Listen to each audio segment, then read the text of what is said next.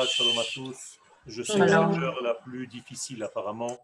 Tout le monde est fatigué, donc je me dois d'être encore un petit peu plus intéressant pour Be'ezrat Hashem, faire partager mon sujet. Excellent. Je vais essayer de ramener le texte. Voilà, donc nous avons le texte. Comment je fais pour être en même temps? Juste, on demande aux personnes d'éteindre leur microphone, sauf quand ils ont une question. Je vois qu'il y a plusieurs personnes qui ont laissé leur microphone ouvert. Ça dérange le cours. Tov. Alors, déjà, nous avons vu que notre livre, le livre que nous avons pris, s'appelle Derech Hashem. Pour comprendre en réalité ce que veut dire Derech Hashem, eh bien, il y a pas mal d'explications. Une explication simple, c'est d'abord, ce n'est pas le chemin pour arriver à Dieu, c'est le chemin de Dieu.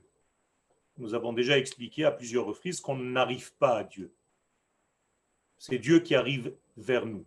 C'est-à-dire qu'il y a une descente de la volonté divine vers le monde qu'il a créé. Ça, c'est très important de le savoir. Autrement dit, Dieu a trouvé son chemin pour se dévoiler à sa propre création. Donc, Derech Hashem, c'est son Derech. C'est le Derech d'Hashem pour se dévoiler dans le monde. Le Derech d'Hashem a un nom bien précis. Il s'appelle Israël. C'est-à-dire que le chemin divin pour se dévoiler dans le monde, c'est le canal Israël. Israël, c'est donc Derech Hashem. Lorsque le Ramchal parle de Derech Hashem, il parle du peuple d'Israël capable à lui seul d'être le traducteur, en quelque sorte, des valeurs divines dans ce monde. Traducteur des valeurs divines suppose avoir la qualité de base nécessaire pour traduire les valeurs du ciel. Il faut déjà être solide et résistant à la lumière divine et à sa volonté. Quiconque s'amuse à jouer ce rôle et qui ne l'a pas, à un moment donné, il brûle. Tout simplement parce qu'on ne peut pas dévoiler Dieu dans ce monde si on n'a pas la résistance. De la même manière qu'une lampe électrique, si je veux qu'elle éclaire 100 watts, eh bien je dois acheter une résistance. Je demande au marchand d'électricité une ampoule de 100 watts. Qu'est-ce que c'est que j'achète en réalité? J'achète la résistance. J'achète une résistance qui est capable de résister à cette valeur de lumière que je cherche. Autrement dit, plus la valeur de la lumière est grande, plus la résistance doit résister à cette lumière. Si elle ne résiste pas, eh bien, il y a un court-circuit et au lieu de lumière, il y a un grand noir. Pour résister à l'infini, à la lumière de l'infini, il faut une résistance infinie. Vous comprenez bien que si quelqu'un joue à essayer de traduire les valeurs de l'infini dans ce monde et qu'il n'est pas capable de le faire, eh bien, il implose, il explose, comme vous voulez, peu importe les notions utilisées. Israël, donc, a été créé, a été choisi pour avoir été créé avec cette qualité et cette capacité de base. Lorsqu'on parle d'un choix qu'il y a eu par rapport à l'Éternel et Israël, on parle en réalité d'un choix de création.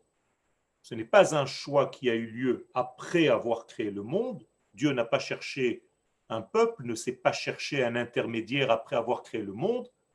Dieu a créé déjà le monde avec la qualité d'âme qui est capable de le révéler. La qualité d'âme qui est capable de le révéler s'appelle donc Israël, donc Derech Hashem.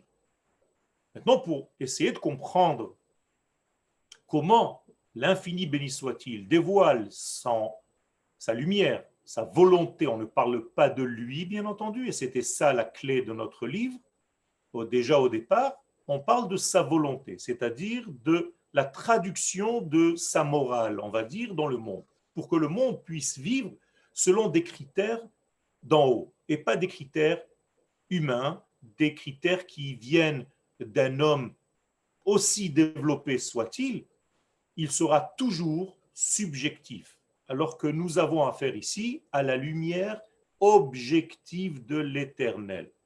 Et ça, c'est très important. C'est pour ça que chaque fois, je ramène en fait cette notion, on ne fait pas le lien avec Dieu du bas vers le haut. On ne va pas chercher Dieu. Parce que chercher Dieu, c'est avec mes forces à moi. Or, mes forces à moi sont, encore une fois, subjectives. Elles ne sont pas vraies selon la vérité absolue. Elles ne sont vraies que pour moi, que par rapport à mon prisme à moi. Donc, je ne peux pas aller chercher celui qui est de l'ordre de l'infini avec mes forces finies, limitées. Alors, je le laisse venir à moi. Donc, tout le sens du judaïsme, c'est toujours du haut vers le bas. Jamais du bas vers le haut. Autrement dit, je dois faire en sorte de ne pas gêner l'écoulement du divin à travers moi. Alors au niveau individuel, cela se comprend, mais nous avons quelque chose d'exceptionnel, c'est que nous n'avons pas été choisis seulement en tant qu'individus pour faire ce travail, mais d'abord et avant tout, nous avons été choisis en tant que nation. Et par hasard ou pas par hasard, la paracha de Lech Lecha que nous allons lire le Shabbat qui vient, Be'ezrat Hashem, eh bien, elle nous explique en fait ce secret, c'est que l'infini béni soit-il, sa volonté se dévoile à l'être Abraham, qui lui est porteur, pas d'un homme, mais de la nation tout entière. Donc, lorsque Dieu s'adresse à Abraham, il ne s'adresse pas à l'homme Abraham. Il faut faire très attention. Ça, c'est une erreur. Quand je pose aux élèves à qui Dieu a dit Lech Lecha, tout le monde me dit Abraham. Le Zohar nous dit tu ne comprends rien. Quand Dieu dit Lech Lecha, il parle à tous les enfants d'Israël issus d'Abraham et à toutes les générations. C'est-à-dire que c'est une forme de impérative du divin. J'ai besoin de me dévoiler dans le monde et je t'ai choisi toi. Pas homme d'Israël, mais peuple d'Israël. Je vous rappelle qu'Abraham était déjà un homme. Et Dieu ne lui dit pas « Chazak ou Baruch, c'est super ce que tu fais ». Il lui dit « Arrête ce que tu fais ». Alors, si je vous traduis, ça fait un peu mal. Hein. Qu'est-ce que ça veut dire? Ce que tu fais jusqu'à maintenant, c'est ce que fait un juif religieux en dehors de sa terre. C'est-à-dire qu'il va mettre les tefilines aux gens, qui va leur distribuer des beignets à Hanouka, qui va allumer la Hanoukia je ne sais où dans une place en France ou ailleurs, mais ce n'est pas ce que je te demande. Je te demande de quitter ça. Pourquoi faire? Pour atteindre une terre de laquelle tu vas te révéler en tant que peuple.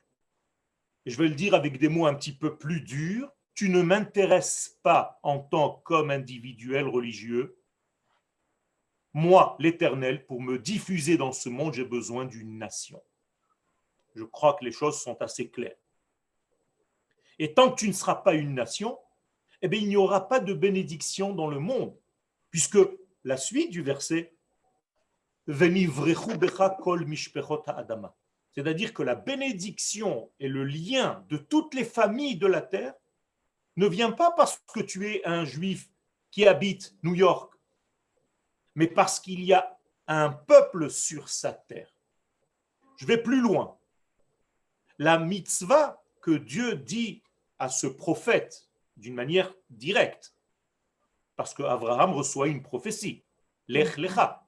Si Abraham reçoit une prophétie de Lech Lecha, la première prophétie de l'histoire qu'Akadosh Baruch Hu dévoile à un homme, c'est en réalité devient un peuple sur sa terre. Aujourd'hui, on appelle ça va fonder l'État d'Israël. C'est ça que Dieu demande à Abraham. Un peuple sur sa terre, c'est en réalité un développement politique. Et une fois que tu développeras ce degré national de Kodesh, et non pas seulement individuel de Kodesh, ça tout le monde peut le faire. Moi je veux une nation, Mamlechet Kohanim Vegoy Kadosh. Alors là, c'est autre chose. Et ça ne peut pas se faire en dehors de la terre que moi, l'Éternel, j'ai choisie. Donc tu peux te trouver toutes les excuses du monde, ça ne change rien à cette réalité. Et là, ce n'est plus une réalité subjective, mais bien au contraire, une réalité objective. Celle que l'infini, béni soit-il, a choisie pour le peuple d'Israël et pour lui-même finalement, parce que son histoire en réalité passe par notre histoire. Donc l'histoire d'Israël, c'est le rêve de Dieu qui se réalise. Alors nous sommes arrivés dans l'explication de cette divinité, et nous avons expliqué qu'il s'agit là d'une identité et non pas de quelque chose. Donc nous nous adressons à Dieu comme à une identité infinie, bien entendu, mais une identité. Car s'il s'agissait de quelque chose, si vous traduisez Dieu comme une force, aussi grand soit-elle, eh bien, en réalité, vous faites face à quelque chose qui n'a pas de pensée, qui n'a pas de direction, qui n'a pas de sens, qui n'a pas de possibilité de développer un dialogue. Alors que lorsque nous nous adressons à l'infini, béni soit-il, comme une identité infinie, un mi et non pas un ma, eh bien ça change tout. Là, il y a un interlocuteur et effectivement, Akadosh Baruch Hu parle à l'homme. Je vais dire quelque chose d'un petit peu plus profond, même au niveau individuel. Si tu veux que l'infini, béni soit-il, te parle, que tu entendes quelque part sa voix, eh bien, tant que tu t'adresseras à lui comme à quelque chose, tu ne recevras pas grand-chose. Mais si tu commences à t'adresser à lui comme une identité infinie, alors là, tu commences à développer la possibilité d'un dialogue.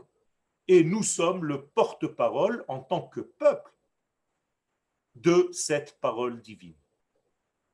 Une fois que le peuple est là, eh bien, les individus de ce peuple, car les individus ne sont rien s'ils ne sont pas de ce peuple.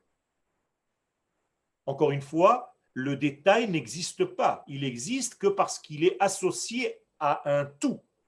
Je ne peux pas dire le rayon. Vous ne savez pas de quoi je veux parler. Si je dis le rayon d'un vélo, alors vous savez que le sujet est un vélo. Le rayon d'un soleil, vous savez que c'est le rayon du soleil.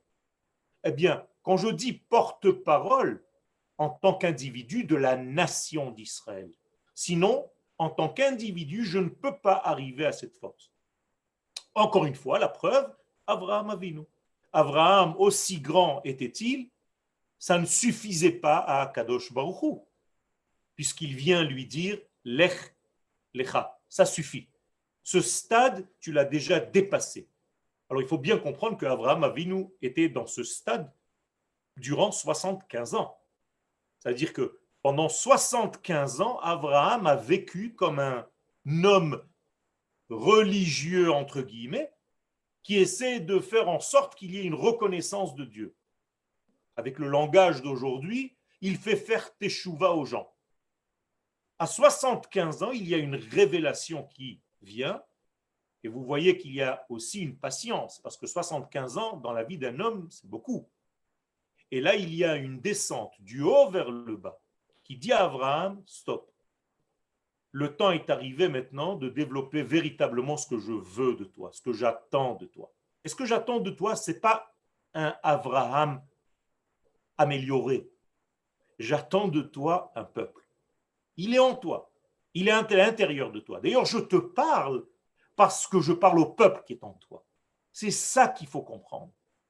Et nous aussi, en tant qu'individus d'Israël, nous devons comprendre que sans notre appartenance à cette nation, au niveau individuel, on a beau faire ce qu'on veut, ce n'est pas la volonté de l'infini.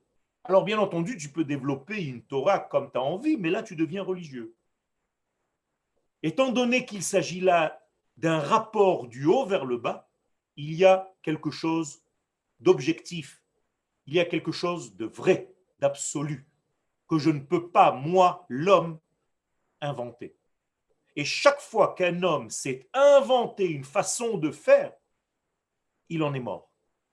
Parce qu'en réalité, ce mouvement doit être toujours du haut vers le bas, de l'infini béni soit-il vers le monde. Et tout ce que je viens de dire, ça se traduit par un mot, la Emouna.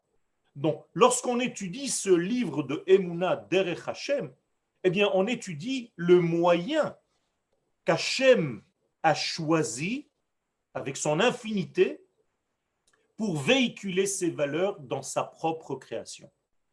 Et encore une fois, et je résume, ce chemin s'appelle Israël. Donc, comprenez bien, Israël, c'est Derech Hashem.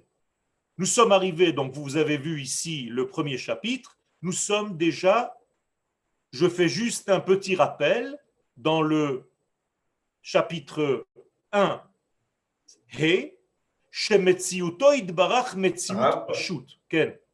On peut poser une question? Oui, bien sûr. Oui, vous avez parlé d'Abraham et du potentiel du Ham Israël qu'il y avait en lui. Dans un cours que vous avez envoyé la semaine dernière sur Noach, on fait souvent parler entre Noach et Abraham, et vous avez dit que Noach, Matzachen be'ene Hashem, Chen lashon chinam, ça veut dire qu'il a été choisi pas pour son niveau actuel, mais pour Abraham qui allait descendre de lui. Tout à fait. Alors là, l'explication que vous donnez actuellement, ça ressemble beaucoup. Ça veut dire, c'est pas que pour son individu, mais c'est pour le potentiel peuple qui va sortir de lui. Est-ce qu'il y avait même chez Noach, on n'attend pas Abraham, on attend le peuple d'Israël. Ah, okay. C'est-à-dire que si je replie en fait la création du monde, toute la création du monde, rappelez-vous, commence par le mot Bereshit. Et immédiatement, les sages nous disent Bereshit égale Israël. Ça veut dire quoi? La pensée divine, première, primordiale, ne va que dans un sens. Tant que je n'ai pas cette forme d'âme qui s'appelle Israël, qui va être bien entendu portée par des individus, eh bien, moi, Dieu, écoutez bien, je vais dire quelque chose de grave, je reste dans mon exil céleste. Je ne peux pas descendre et me révéler sur terre dans ma propre création. Le peuple d'Israël va ramener Dieu de son ciel pour le faire descendre sur la terre. Ça, c'est la puissance du peuple d'Israël, pas parce que nous sommes meilleurs que les autres, parce que nous avons été fabriqués avec cette matière-là qui nous donne la possibilité de faire cela. Et si d'ailleurs nous ne faisons pas ce travail, eh bien comprenez bien que nous souffrons et que l'univers tout entier souffre parce que nous ne sommes pas là pour traduire, pour acheminer les valeurs du ciel dans ce monde. Et donc le monde est dans un manque. Et ce manque, c'est Israël qui doit le combler parce que Israël porte en lui ces valeurs du divin. J'espère que j'ai répondu à votre question. Oui, c'est très clair. Et juste, excusez-moi, je voulais juste préciser. Donc en fait, ma question était, qu'est-ce qui va différencier Noach d'Abraham si en fait ils n'ont pas de, comment dire, le choix de Dieu n'a pas été pour leur individu et pour ce qui va sortir d'eux. Alors on a l'habitude de dire qu'Abraham est toujours plus grand que Noach. Tout à fait, puisque au niveau de leur façon de faire, Abraham s'est occupé. Nous voyons par exemple des exemples. Même si Abraham ne connaît pas les gens de Sodome et Gomorrhe, eh bien, il va prier pour annuler un décret divin. En tout cas, la Torah le dit. Si la Torah choisit de nous raconter une histoire pareille, c'est qu'elle a un but. Concernant Noach, on ne sait rien. Et étant donné que la Torah n'en parle pas du tout, qu'il n'a pas fait d'effort quelque part pour aller chercher les hommes, les femmes, les enfants de son époque, le Zohar va être beaucoup plus difficile et va dire, non seulement il n'a pas pensé aux autres, mais en réalité, la seule question qu'il a posée à Dieu, c'est qu'est-ce que je vais devenir moi? Donc il y a ici un décalage entre un homme complètement individuel qui n'a pas pris conscience encore qu'il a ce potentiel en lui, et face à lui, Abraham qui a déjà un potentiel, mais qui commence déjà à avoir cette conscience. On peut dire qu'en réalité, dans le narratif de la Torah, il s'agit d'une seule et même personne, d'ailleurs qui va se développer jusqu'au Mashiach. Donc, Adam Arishon, Noach, Abraham, Moshe, qui vous voulez, dans ce cheminement jusqu'au Mashiach, c'est une seule et même histoire qui se développe comme une mutation de l'histoire pour devenir réellement et concrètement porteur du message divin. Est-ce que c'est clair? Magnifique. Magnifique. Merci beaucoup. Voilà. Je vous demande de fermer les micros parce que ceux qui n'ont pas fermé les micros et qui ne posent pas de questions, il y a beaucoup de bruit et ça dérange le cours. Ceux qui veulent poser des questions, avec plaisir, on est là pour répondre. Merci pour vos questions, c'est très très important.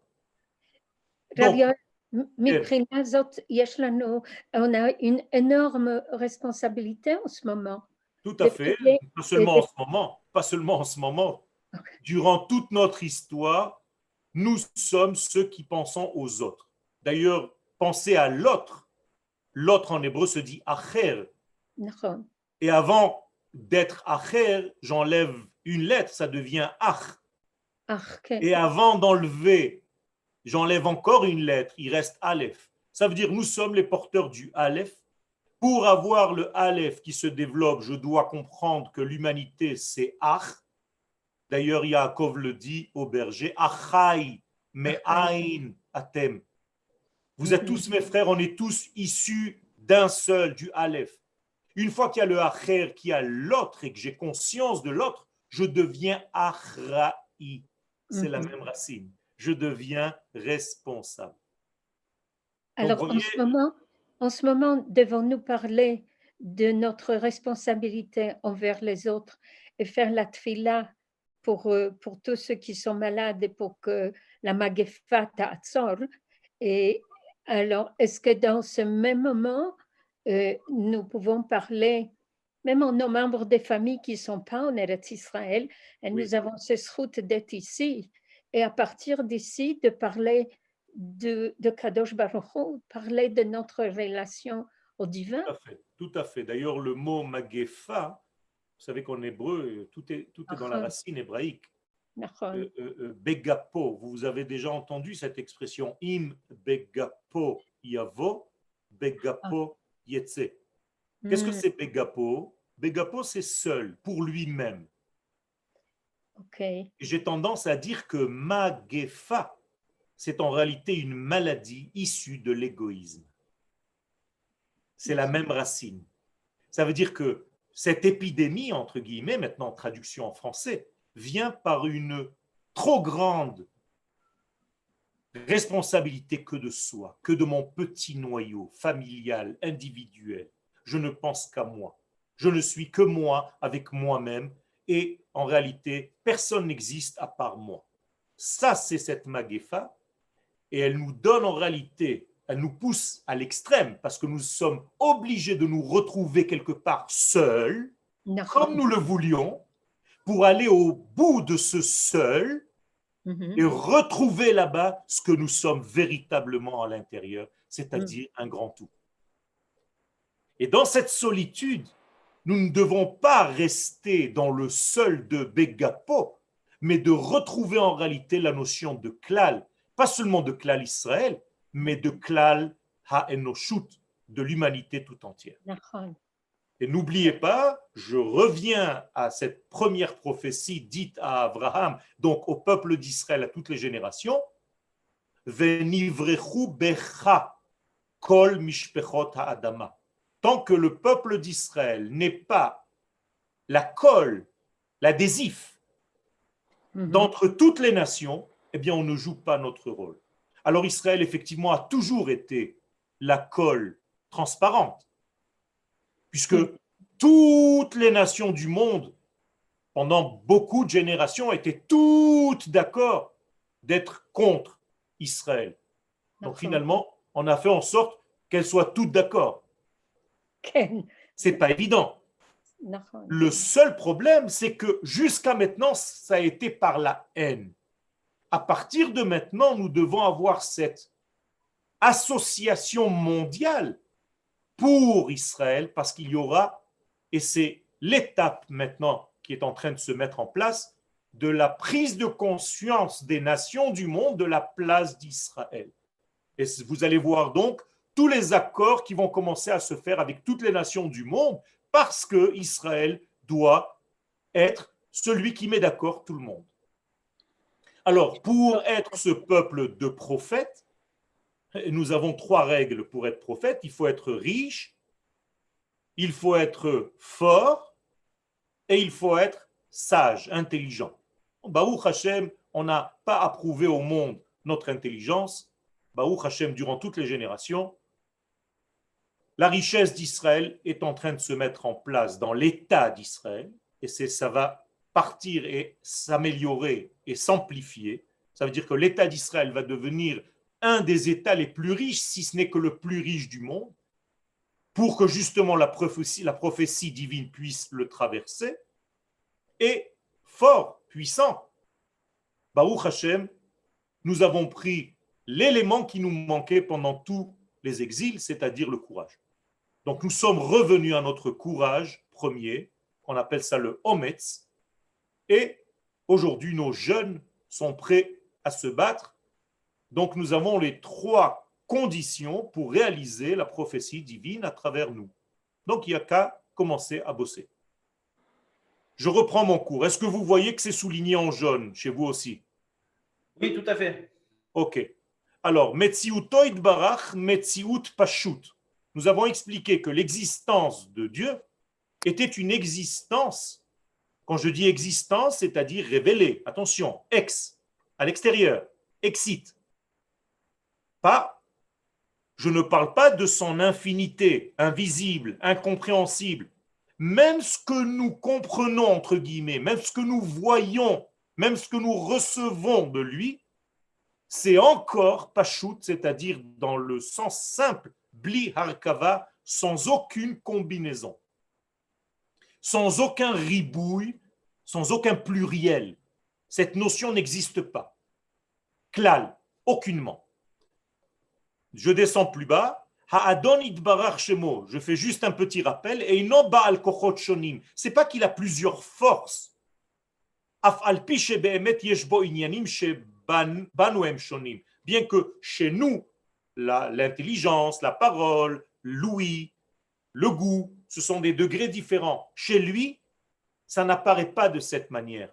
Encore une fois, il n'y a pas de pluriel, il n'y a pas de dispersion, il n'y a pas de séparation, il n'y a pas de deux, il n'y a pas de pluriel, il n'y a pas de pluralité, il n'y a pas de dualité. Il n'y a qu'une infinité unique, une unicité.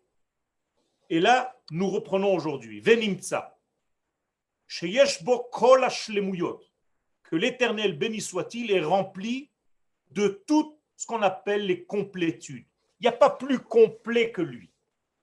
L'okedavar nosaf, ce n'est pas un rajout al mahuto sur ce qu'il était déjà au départ, ce qu'il est déjà au départ, ve'amitat inyano, et sa vérité absolue en tant que telle. Non, il n'y a pas de rajout. Et la mitzad amitat inyano be'atzma, c'est comme ça qu'il est. Je vais utiliser un terme humain, c'est sa nature. La nature de l'infini béni soit-il, c'est la complétude. Il n'y a pas de manque.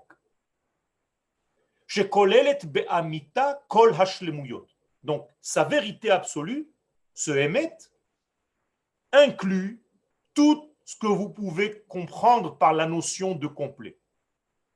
Regardez bien, ce n'est pas évident parce que nous sommes en train de parler de notions divines infinies à des humains, écrit dans un livre pour des humains. Ce n'est pas évident. Ça veut dire que le Ramchal, alav shalom, a fait un effort extraordinaire pour descendre toutes ces notions à une échelle humaine, à un langage que chacun d'entre nous peut comprendre. She'i efshar le inyan hahu mi bilti kol hashlemuyot mitzad atzmo. Donc, rien ne peut être autre qu'une totalité complète de tout ce qu'on vient de voir. Vehine, be'emet haderech hazeh, derech Hashem, hein? Nous sommes dans derech Hashem, donc il ne perd pas de fil. Le Ramchal nous dit, voilà, ce derech-là en question, quelle est la valeur numérique du mot zé?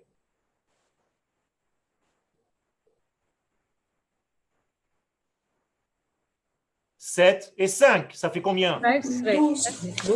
Ça fait 12. 12, c'est les 12 tribus d'Israël. Donc, Hader Chazé, c'est les 12 tribus d'Israël qui vont être en réalité le canal par lequel Akadosh Baruch Hu se diffuse dans ce monde. Hader Chazé rachok me'od. Alors écoutez bien maintenant parce que je parle de deux sujets simultanément, volontairement. Ce chemin-là, je parle donc de Dieu, mais je parle aussi de son intermédiaire, c'est-à-dire Israël, de son diffuseur de lumière, de son passeur de lumière. Eh bien, de la même manière que l'infini, béni soit-il, est incompréhensible à l'intelligence humaine, rachok me'od me'asagatenu ve'tziurenu, on n'a aucune possibilité d'atteindre, même pas de dessiner dans notre pensée quoi que ce soit. On n'a même pas de chemin, de possibilité d'éclaircir ce sujet. Ou milot, il n'y a pas de parole, les farchos pour l'exprimer, pour l'expliquer. De qui je parle? D'Israël et de Dieu. C'est-à-dire que même notre propre peuple d'Israël, cette notion d'âme collective, nous sommes incapables de la comprendre. Tellement elle est grande. Je vous ai dit tout à l'heure, il fallait qu'elle soit avec une résistance telle qu'il puisse résister à la lumière de l'infini. Donc en réalité, c'est un cli infini qui est censé recevoir la lumière infinie. Donc, ni la lumière n'est compréhensible par nous, ni l'ustensile Israël.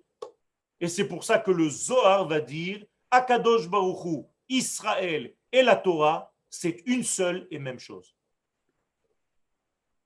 Je continue. Ki en tziurenu vedimionenu. Nous n'avons pas de possibilité dans notre monde rationnel, intelligent, aussi intelligent soit-il, de pouvoir dessiner ou imaginer, donc donner une image, tofes qui puisse atteindre quoi que ce soit des niveaux que je viens d'évoquer. Ela inyanim mugbalim, tout simplement parce que nous sommes dans un monde de gvoul, de frontières, nous sommes limités. Nous avons des frontières à notre intelligence. Et quelles sont les frontières de ce monde? Eh bien, la nature tout entière. La nature est complètement limitée. Vous vous rappelez que la notion la plus extraordinaire, visiblement parlant dans ce monde de la nature, c'est quelle société? C'est quel pays? L'Égypte. L'Égypte, c'est la nature, vous comprenez? Sortir d'Égypte, c'est être capable de quitter la nature, de transcender la nature. C'est pour cela que celui qui nous a fait sortir d'Égypte, comme je vous l'ai dit dans le premier cours, forcément c'est lui qui a créé le monde parce qu'il peut tout faire. Comment est-ce que tu peux extirper une force quelconque de la nature? Ce n'est pas possible. Eh bien, Israël est capable de sortir et de dépasser, de transcender la nature. Pourquoi? Parce que nous avons un caractère divin. Donc, nous sommes limités dans cette nature. Mais d'un autre côté, je vous ai dit plus haut que nous sommes ceux qui sont capables de dévoiler le surnaturel, l'infini béni soit-il. Alors, comment est-ce possible? Eh bien, nous devons être dans les 2 degrés. Nous devons être dans la nature, mais pouvoir la dépasser à partir de la nature. Ça, c'est la force d'Israël. Ce n'est pas quitter la nature, Parce que quitter la nature, encore une fois, c'est devenir religieux. Ce n'est pas ça en réalité notre rôle. Notre rôle, c'est de rester dans la nature, mais de trouver en elle les valeurs de l'infini. Ça, c'est la clé en réalité de tout ce livre.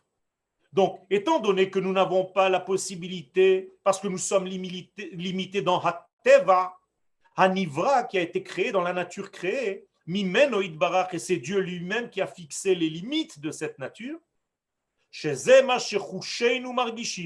que nous pouvons toucher et sentir et ressentir avec nos sens.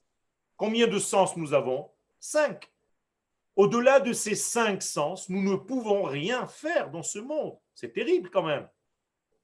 Vous vous rendez compte que vous êtes là maintenant, vous êtes complètement limité à ce cours, alors qu'il y a des dizaines et des centaines de cours ailleurs que vous ne pouvez pas entendre simultanément. C'est dommage, non? Vous vous rendez compte que vous êtes vous-même. Odaya, Yochevet, Félicia, Netanel. Vous êtes là, mais vous êtes limité à votre propre personne. Vous ne voudriez pas être vous et quelqu'un d'autre? Vous êtes encore une fois limité par vous-même. Vous êtes maintenant de 3 heures à 4 heures. Vous ne voudriez pas être au-delà du temps?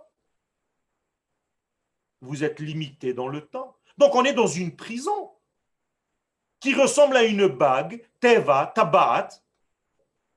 Et cette bague-là, en réalité, on ne peut pas en sortir.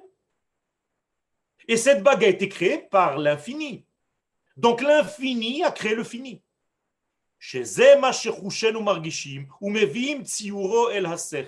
Donc en réalité, on est limité par nos sens et nos sens donnent des informations au cerveau, à l'intelligence. Mais étant donné que nous sommes dans un monde de création, donc de créature, eh bien, nous sommes dans le pluriel et dans la dispersion.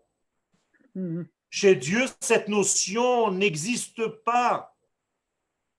Hachem Echad, c'est ce que nous disons, et d'ailleurs le Ramchal, c'est le maître en la matière. C'est celui qui a développé au maximum ce qu'on appelle la notion de Yichud, de cette unité. Pas de croire que Dieu est un seul et qu'il n'y en a pas deux. Ça, c'est des bêtises, ça.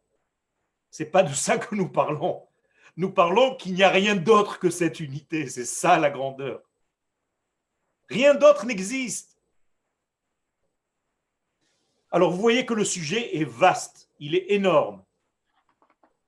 Oulam, cependant, Kvarik Damnu, nous avons déjà dit au préalable, chez Amitat Metziutoid Barach, que la réalité de son existence, béni soit-elle, Eina Museget. On a bien compris qu'on ne peut pas atteindre avec notre cerveau, avec notre intelligence, on ne peut pas concrétiser Dieu. On a déjà dit qu'on ne peut pas dire que voilà, si ça se passe en bas comme ça, c'est que chez lui c'est pareil. Ki en inyanam ou metziutam shava. Klal. Parce que ce que vous voyez dans notre monde à nous, ce n'est pas du tout l'existence qu'il y a dans l'infini, béni soit-il, chez nous,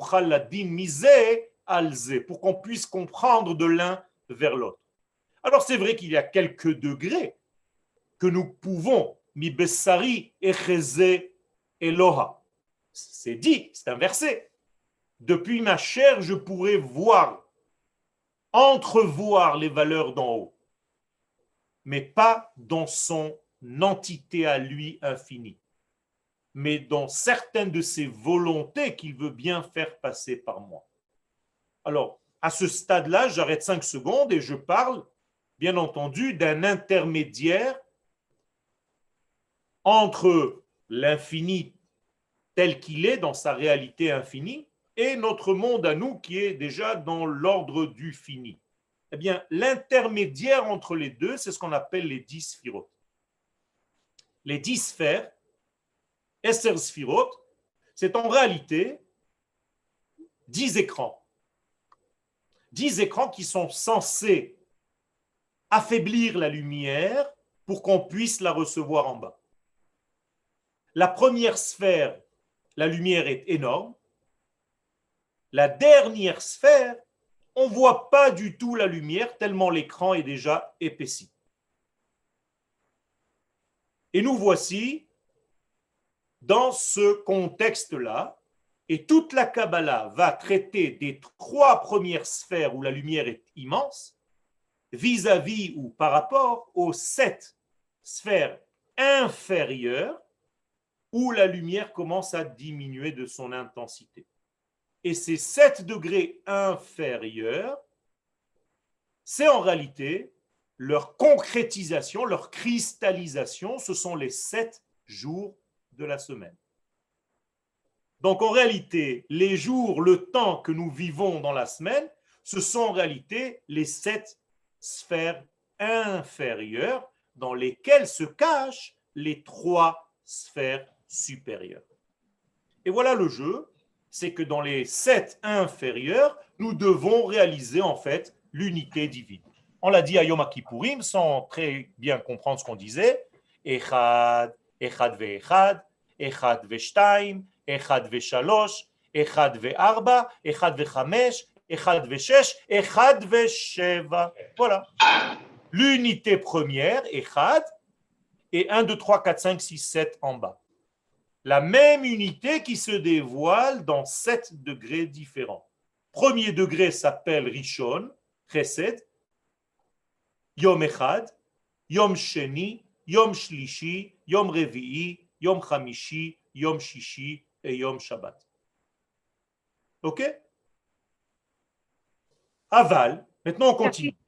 Quel? Yal Sheila, est-ce que vous pouvez faire comme vous êtes artiste, ça vous sera facile de faire ces dessins des sphirotes et de les expliquer ou les montrer Oui, sur la même on va y arriver. Dans quelques cours, Be'ezrat Hashem, c'est déjà prévu. Le dessin est là et je vous le mettrai comme je suis en train de vous mettre le texte sur l'écran. Vous me voyez ou vous ne voyez que le texte? Et On voit je- les deux. On voit les les deux. Sur le côté, oui. Ok. Est-ce que Alors, je peux poser une question, s'il vous plaît, qui sera rapide? C'est la question de Or Haganous. Oui. Est-ce que c'est justement dans la lumière cachée qui est dans les 3 sphères du haut? Tout à fait. Le Or Haganous est caché dans les 3 sphères du haut. Mais j'ai une bonne nouvelle pour vous. Ce Or Haganous va commencer à se dévoiler à partir de mardi soir cette semaine. Merci. Je rigole pas, hein? Non, mais Pourquoi? Je ne rigole pas, je vous explique pourquoi, tout simplement parce que mardi soir, on arrive à la date du Yud Cheshvan. Oh, Le Yud Cheshvan, c'était les 7 jours où Akadosh Baruch Hu a dévoilé cette lumière dans le monde avant que le déluge ne s'abatte sur la terre.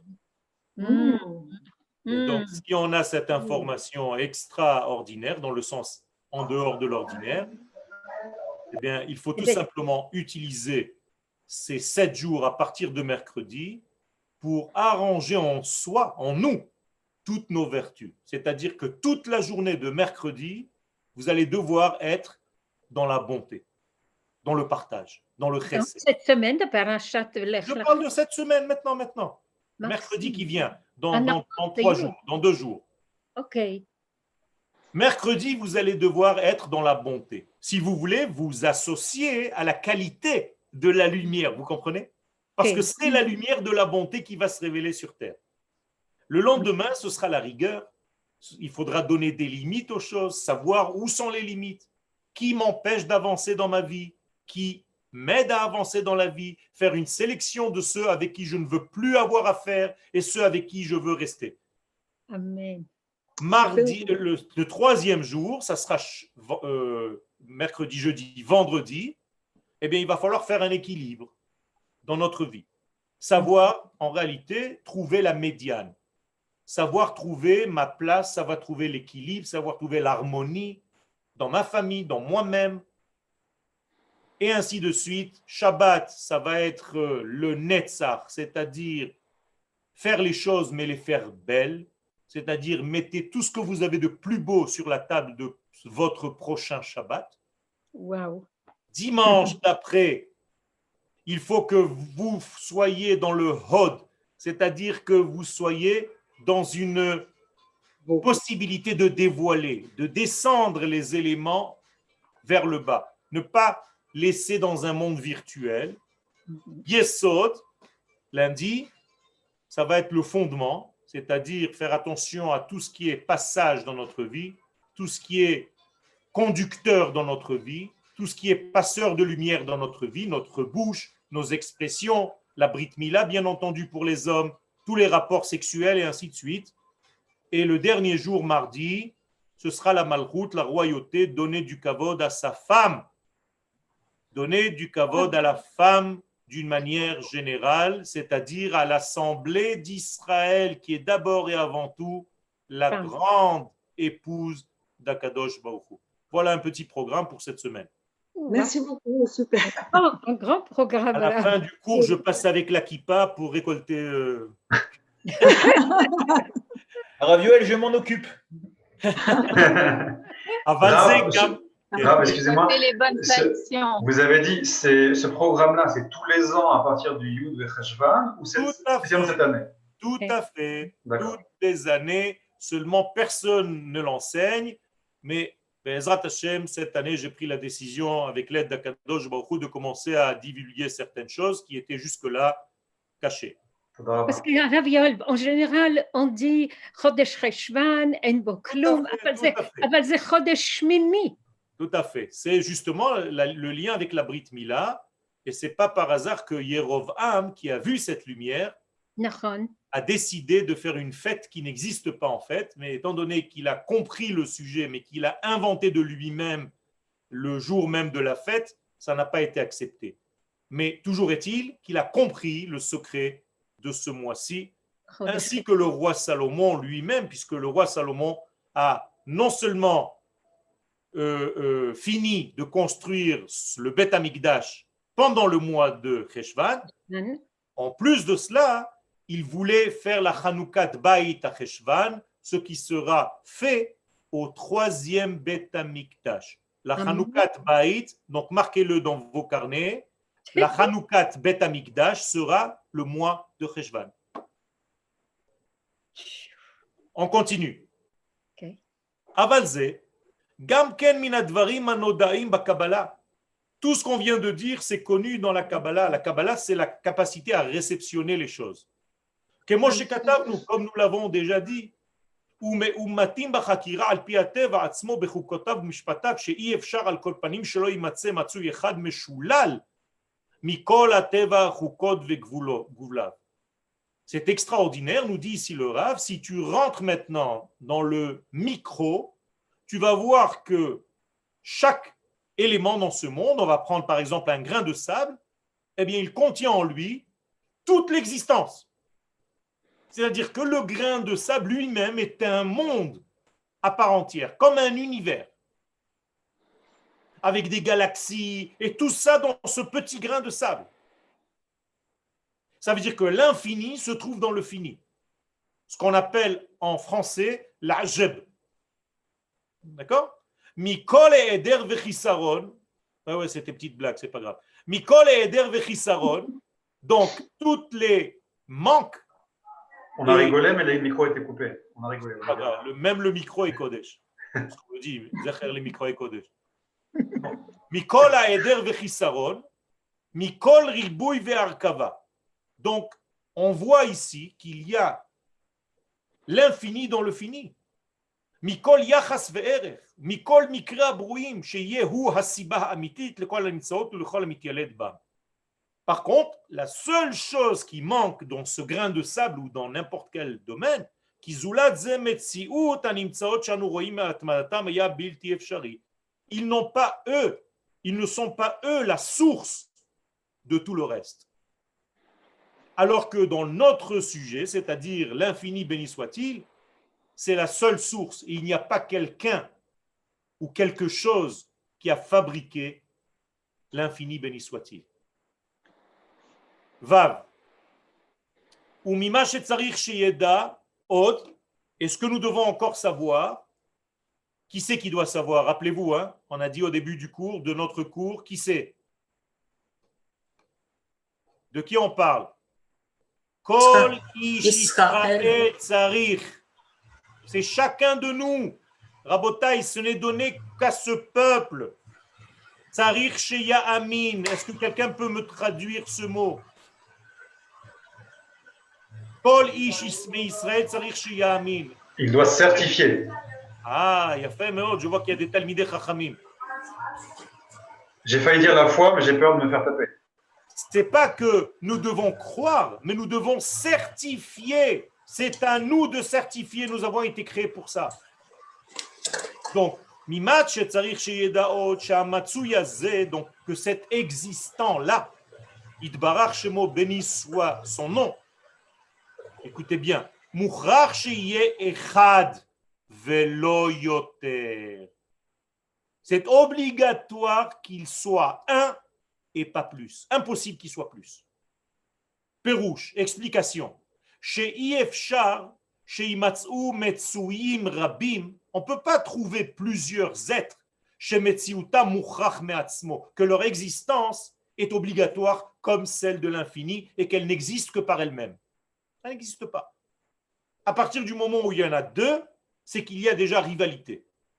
D'ailleurs, dans les religions, il y a toujours un Dieu, on ne sait pas d'où il sort, qui est l'antithèse du bon Dieu, et il y a toujours un combat entre les dieux. Chez nous, ça n'existe pas. C'est une seule et même unité qui gère le tout. Donc, il n'y a pas de Metsuim Rabim chez Metsiuta Mouchrach Meatzmo. Ela Echad Bilvad, il y a un seul qui est comme ça. Tsarir Sheimatse Bemetziuta Mouchrach. Et ça, son existence est obligatoire, car sans elle, il n'y a aucune existence à rien, ni à personne. Donc c'est lui seulement qui est Hashalem Hazé, qui est ce complet et qui n'est pas combiné d'éléments qui se sont rassemblés pour fabriquer du style Frankenstein. Ça n'existe pas. Et si vous avez trouvé d'autres existants,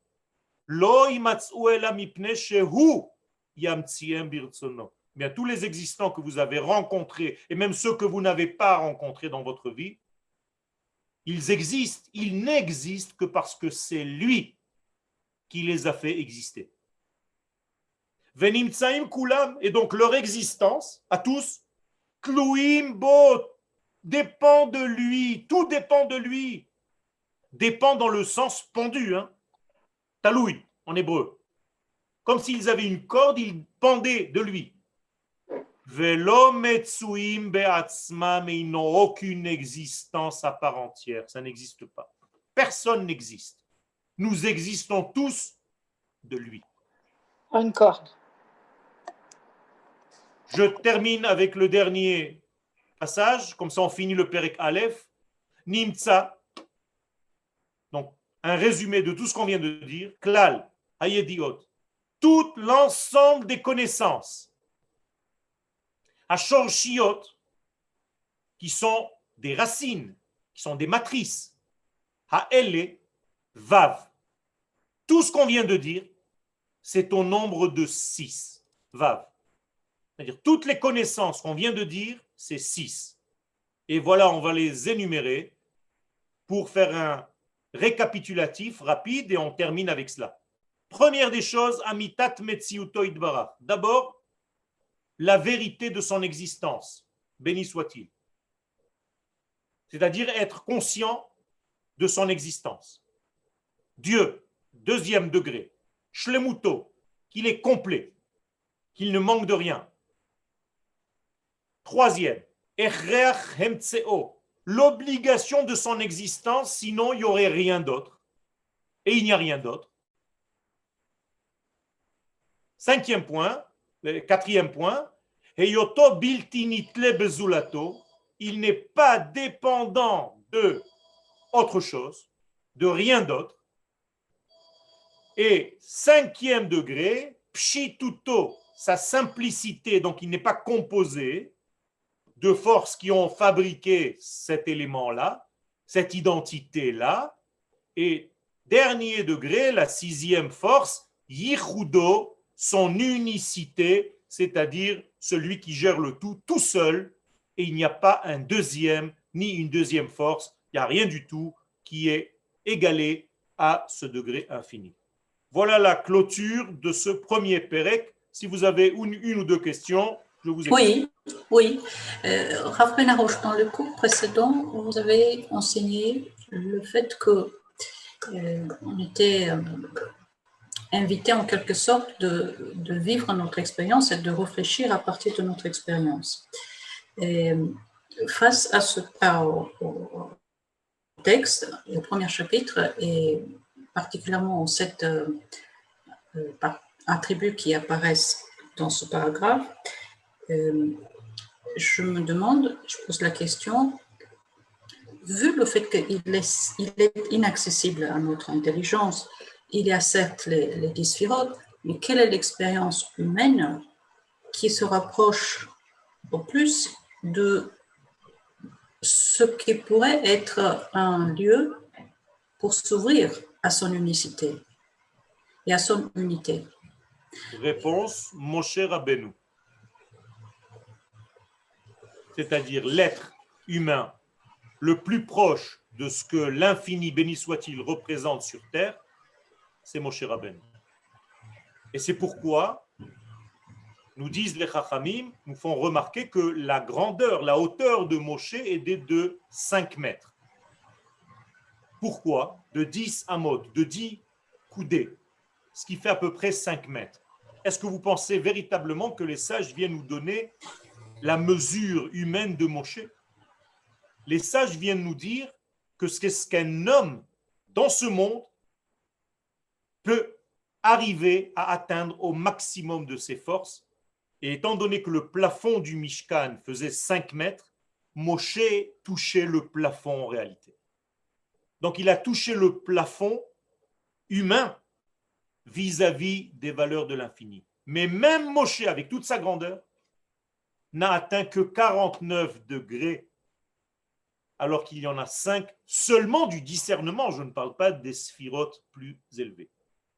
Donc, nous avons un autre être qui va apparaître sous la forme de Moshe, qui va s'améliorer, qui va devenir le Mashiach. Donc, le Mashiach, en réalité, c'est Moshe Rabbeinu amélioré version 2021 ou 2020. C'est-à-dire qu'il y a ici une évolution de l'être. Bien entendu, ce n'est pas terminé. Le Mashiach va évoluer et l'humanité tout entière, après lui, va monter pour atteindre de plus en plus de connexion avec cet infini béni soit-il, sans jamais, au grand jamais, l'atteindre. Autrement dit, nous n'avons que l'expérience humaine, puisque nous avons été créés humains, mais, attention, pas limités comme nous le sommes aujourd'hui, car aujourd'hui nous sommes bien loin du modèle initial de ce que nous devions être. Nous devons revenir à ce premier modèle. Et c'est ça que je vous souhaite à tous, que je nous souhaite à tous, c'est d'être fidèles à ce que nous étions dans la pensée divine. Merci à tous. Merci. Shavua Tov. Shavua Tov. Regardez, si on peut changer avec David, peut-être le rythme des cours, parce que vous êtes un petit peu peut-être fatigué l'après-midi, c'est mieux fin de matinée. Vous nous avez réveillé, Rav. Vous nous avez réveillé. Je vous ai réveillé. Bezrat Hashem. C'était très bien, oui, merci. Shavua Tov, Shavua Nifla. À tout le monde.